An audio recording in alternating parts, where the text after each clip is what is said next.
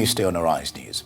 The National Agency for Food and Drug Administration and Control, Nafdac, says it will no longer approve new registration for alcohol packaged in sachets. Nafdac Director General Professor Mojisola Adeye said alcohol packaged in sachets had greatly contributed to increasing drug and alcohol abuse in society. She also said the agency would phase out the use of PET bottles used in the packaging of alcohol to address the increasing spate of abuse in the country. Brand Analyst GODDY EFOSE joins us now to discuss the impact of the ban on current unemployment, availability, consumers, what necessitates the invention and gradual decline of consumer purchase power. Glad to have you join us on Newsday, GODDY EFOSE. Thank you very much. All right, good. What's your sense of this policy direction by Nafdac?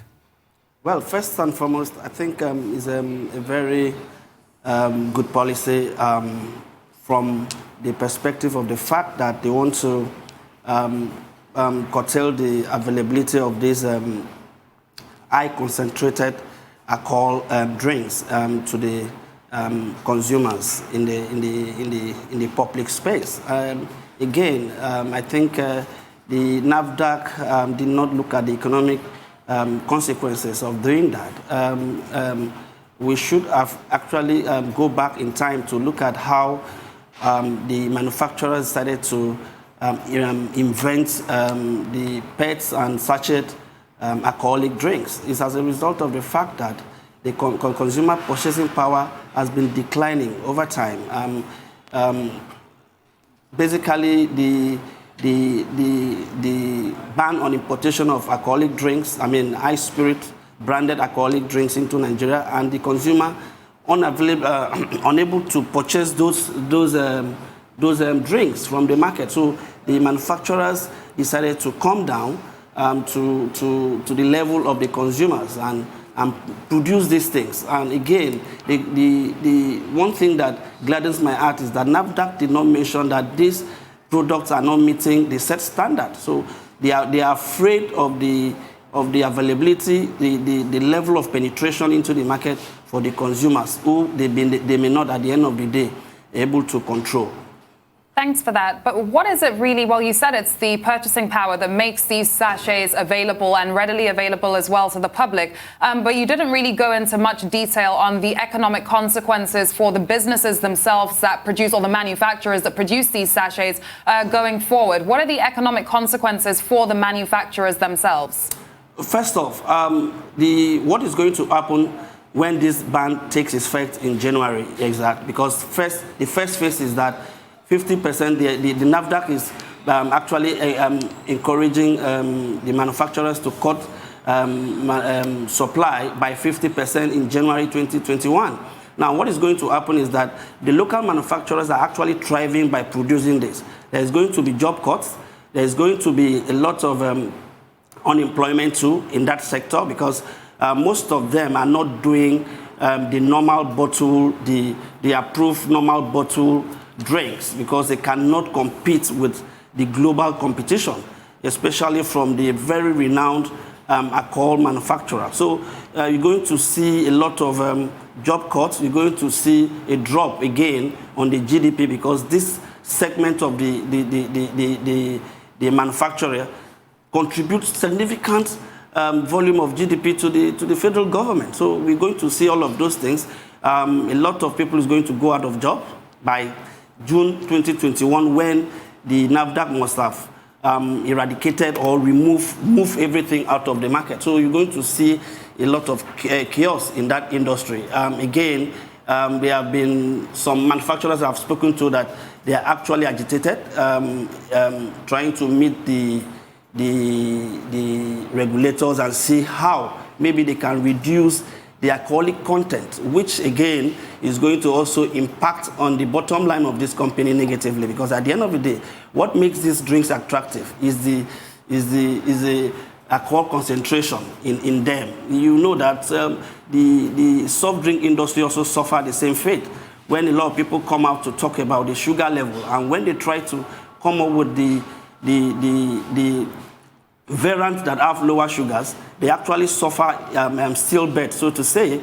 Those drinks are no longer doing well in the market, because Why should anybody pick up a soft drink when what attracts you in the first place is the sugar level? So these things, if you reduce the level of alcohol content in it, you're also going to suffer a kind of marketing disaster, so to say.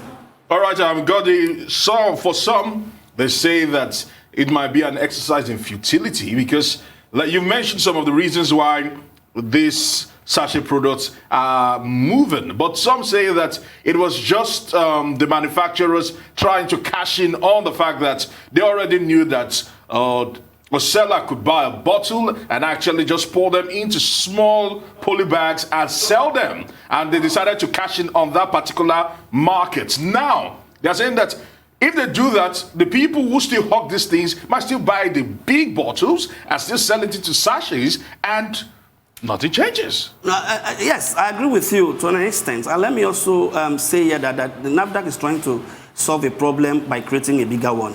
You understand that there's what we call in local parlance ogogoro that is unbranded. Okay, Nafdac do not have the capacity to regulate that sector, and it's very heavy. And you see these local women going around hawking this local gin, and Nafdac will not be able to and in a way control them. And you are controlling those who are certified, those who are have been identified and paying taxes to the government, and you are not regulating those who are not been able to pay taxes to the government.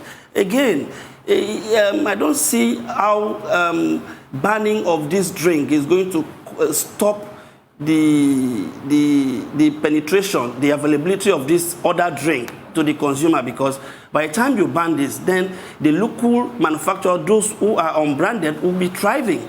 Again, the market, I think, I always believe that communication is the best way to combat some of these things. Again, orientations and the rest of it.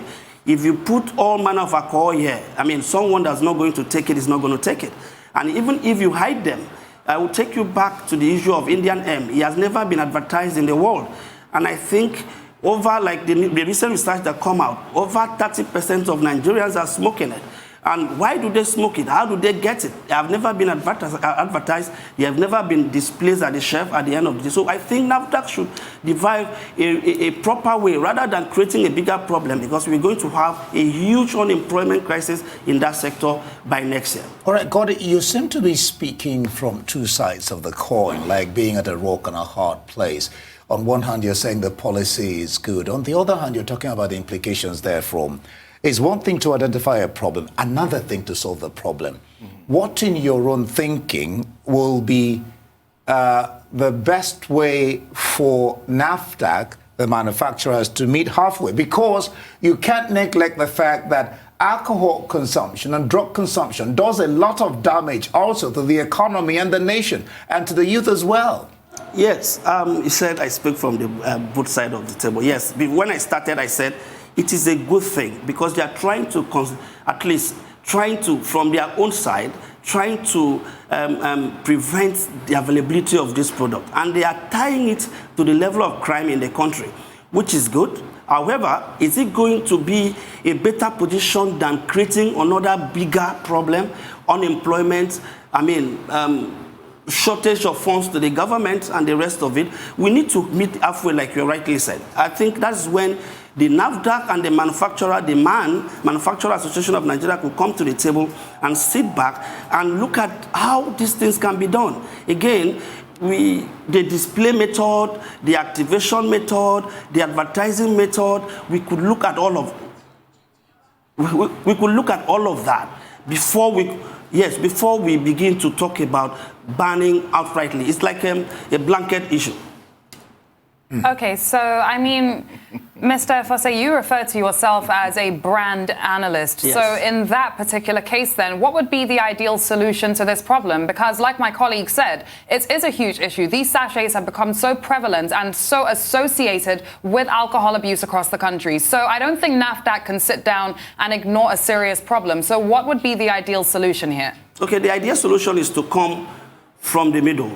Everyone should come to the table and look at this issue critically, rather than banning the already existing product, by giving way to another unbranded product that you don't even know the concentration, because from the where they have manufactured this local product that we call Ogogoro, nobody can actually control the level that they put in, what they put in, the kind of chemical they fuse in this. But you can see what some of these licensed manufacturers are doing. So in the case, if you ban this, you are giving rise to another sector to grow, which is going to be harmful to the health, rather than you going into this factory, looking at these things and telling them what they need to do. First and foremost, we could start with, reducing the level of alcohol in it, not just stopping the penetration into the market. Look at that. If it doesn't work, then you can look for another way. Oh, all right. GODDY, you've just mentioned out, before we actually try to wrap up the discussion, very briefly, do you think this will work? Because it's one thing for policymakers to come out and say, this is what they want to do. Do you think there will be success when this comes into effect? I don't think there will be success, because obviously Nafdac lack capacity to do that. We should look beyond the urban areas. We should look at the suburbans and the rural areas where these things are thriving. Nafdac, from the setup, from how it's being set up, it lacks the capacity to implement some of those things. I think it's just a bit of a media hype and bliss for the agencies to see that they are trying to sell something. Maybe again. Are you really being fair to them? Because this could be a question of you not having the information. No, that's what I'm saying. Before I come Nafdac, maybe they really do have some information, but we'll leave it there. GODDY EFOSE, thank you so much for being on the program on Newsday. Thank you.